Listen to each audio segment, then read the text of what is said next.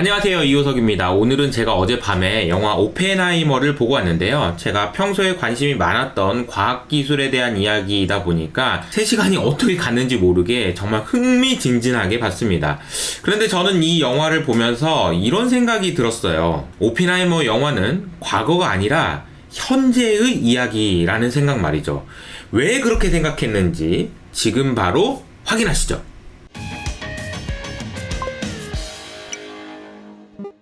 자, 오펜하이머 영화는 사실 맨하탄 프로젝트, 그러니까 2차 세계대전 당시에 미국에서 나치보다 핵무기를 빨리 개발해야 된다라고 해가지고 진행된 프로젝트 이야기입니다. 그런데 저는 이 영화를 보면서 이 맨하탄 프로젝트보다 지금 현재 이야기가 더 흥미진진하다 이런 생각이 들었어요. 먼저 숫자를 한번 따져보도록 하겠는데요. 영화에서 정말 많이 나왔던 이야기가 이겁니다. 오펜하이머, 이거 맨하탄 프로젝트에 지금 투자된 돈이 얼마인지 알아? 무려 20억 달러야. 20억 달러나 된다고? 이거 실패하면 우리 정말 큰일 나! 라는 이야기가 정말 많이 나오는데요. 이 20억 달러가 어떤 의미가 있는지를 좀 생각해 보겠습니다. 그런데 지금 있잖아요. 지금 현재 시대에 맨하탄 프로젝트와 비교를 하자면 IRA 법안이라는 것은 3,750억 달러가 예산이 책정되어 있고요. 칩스 법안, 반도체 법안이죠. 이것은 2,800억 불이 책정되어 있습니다. 도합하면은 6,500억 불인데요. 이 규모가 어느 정도인지를 상대적으로 비교하기 위해서 당시와 현재의 GDP를 보면요. 1940년대 미국의 GDP는 약 0.2조 달러 정도 됐고요. 그렇기 때문에 맨하탄 프로젝트는 GDP 규모로 비교해보면 약 1%가 안 되는 수준이었습니다. 그런데 현재 미국의 GDP 26조 달러, 대략 한 140배 정도 상승한 건데요. 26조 달러에 비하면 IRA 법안과 칩스 법안은 무려 2.5%나 됩니다. 그러니까 사실은 이 규모가 맨하탄 프로젝트에 비해서 결코 작지 않다라는 것을 알 수 있죠. IRA 법안이나 칩스 법안뿐만 아니라 지금 현재 미국에서는요, 역대급 재정 지출이 진행되고 있다라는 말씀을 제가 자주 드렸는데요. 이것은 지난 12개월 동안에 미국 정부가 얼마나 많은 지출을 했는지를 보여주고 있는 그림입니다. 이것을 추세선이라고 이야기했을 때 이 부분이 2008년 금융위기 당시에 이거 정부가 돈을 써서라도 이 위기를 막아야 되겠어 라고 했을 당시에 이 정도 사용했다면 코로나 때 이 정도, 그리고 지금은 코로나가 끝났는데도 다시 돈을 많이 쓰고 있고 그 규모는 6.7조 달러다라는 겁니다. 자, 맨하탄 프로젝트가 GDP의 1%인데요. 이 6.7%를 현재 GDP 규모로 나눠보면은 대략 25%에 해당하는 규모입니다. 너무 말도 안 되게 큰 규모라고 볼 수 있는 거죠. 자, 실제 맨하탄 프로젝트를 보면요. 영화에 주로 나오는 장면이 로스 알라모스라는 곳인데요. 여기서 이제 프로젝트가 진행됐고 트리니티라는 곳에서 실제 시연을 해보는 장면도 나옵니다. 그런데 이 그림에서 보시는 것처럼 이 지역뿐만 아니라요. 미국의 전 지역에서 어떤 곳에서는 플라토늄을 개발하고요. 어떤 곳에서는 연구를 하고요. 어떤 곳에서는 우라늄을 채취하고 등등 미국 전역이 핵무기 개발을 위해서 총 집중을 했고 그 규모가 20억 달러나 됐었다. 라는 이야기를 했던 거죠.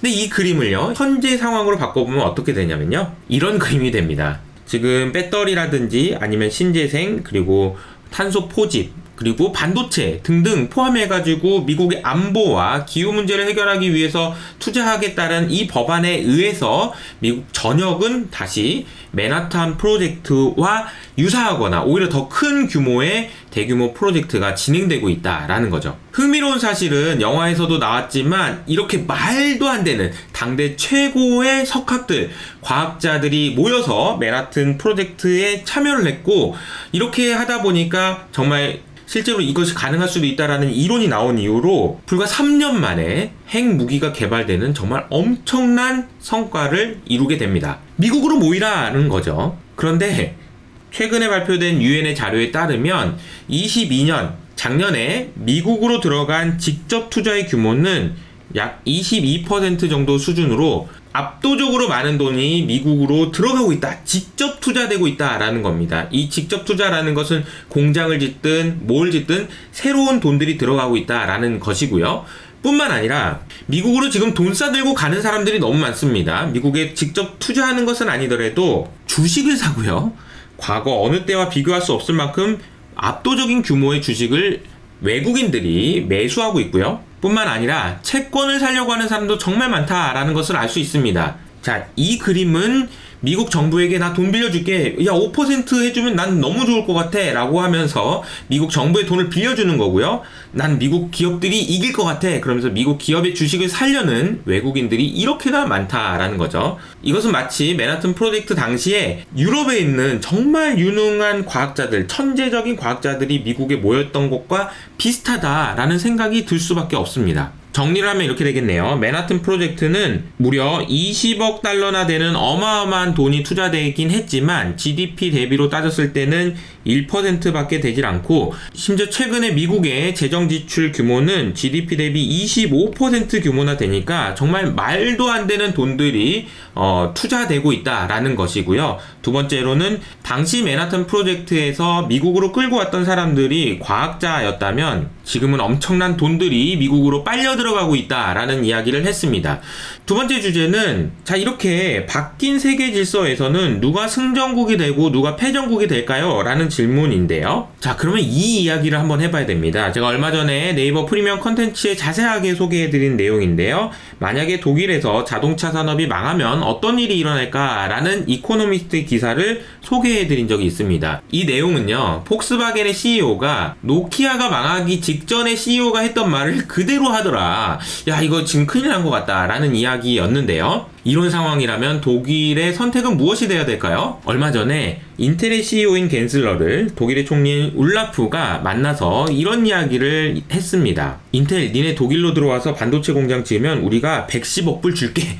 보조금으로 110억 불 줄게 라고 이야기했다라는 거죠. 그래서 지금 상황은요, 미국뿐만 아니라 전 세계 돈이 있는 사람들은 누구라도 보조금을 줘서라도 자국으로 중요한 핵심 기술을 유치하려고 하는 노력을 하고 있다라는 겁니다. 맨하탄 프로젝트가 진행되던 당시에 히틀러를 생각해보면 이 그림은 참 묘한 생각을 들게 하는 것 같기도 합니다. 그래서 월스트리트저널에서는 어제 이 시대의 패전국은 누가 될 것인가 라는 주제의 기사를 썼는데요. 그 기사의 제목이 뭐냐면요, 세계 질서가 완전히 바뀌었고 바뀐 세계 질서 하에서 누가 루저가 될 것이냐 라는 질문이었습니다. 제가 바뀐 세계 질서라는 이야기를 가지고 인포맥스에서도 그렇고 제 채널에서도 수없이 많이 설명을 드렸던 그림이 이 그림이죠. 1945년에 2차 세계대전이 끝난 이후로 세계화가 진행될 수 있었던 이유는 미국을 주도로 한 팍스 아메리카나 혹은 브레튼 우즈 체제 덕분에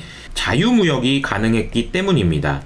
자유무역이 가능하다라는 이야기는 보조금 같은 건 주면 안 되는 거예요. 네가 더 싸게 만들면 네 걸 사줄게 라는 것이 자유무역이라고 본다면, 지금 미국을 포함한 선진국에서 하고 있는 어마어마한 규모의 보조금은 자유무역을 완전히 쇠퇴시키는 그런 결과를 가져올 겁니다. 이 부분을 월스트리트저널에서도 정확하게 지적을 했고요. 세계화의 명백한 후퇴다라고 이야기를 하면서 보조금 경쟁은 경제 통합, 세계화로부터 멀어지기 시작했다라는 것을 의미하고 이것이 새로운 세계 경제 질서다 라고 이야기를 했습니다. 패전국은 정해져 있다라는 이야기가 나오고 있는데요. TCW의 데이비드라는 분의 말을 인용해서 월스트리트는 이렇게 이야기하고 있습니다. 지금은 보조금 경쟁 정도의 수준이 아니고 전쟁에 가까운 상황인데, 이 경기에서 패하는 나라는 당연히 재정 자원이 없어서, 돈이 없어서 낮은 금리로 돈을 빌릴 수 없는 정부이면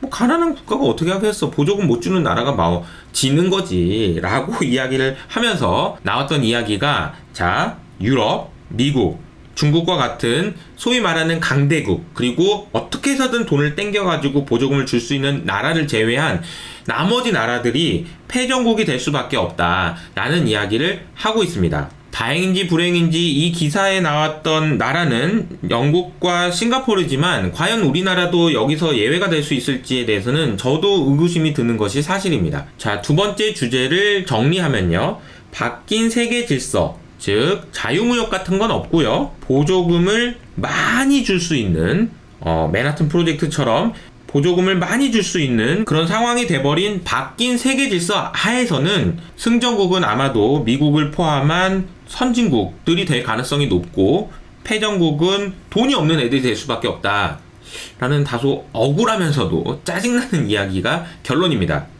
세 번째, 핵무기와 AI를 한번 비교해 볼까요? 이 영화의 또 하나의 주제는 바로 핵무기를 우리 인류가 가져도 되는 것인가에 대한 진지한 고찰입니다.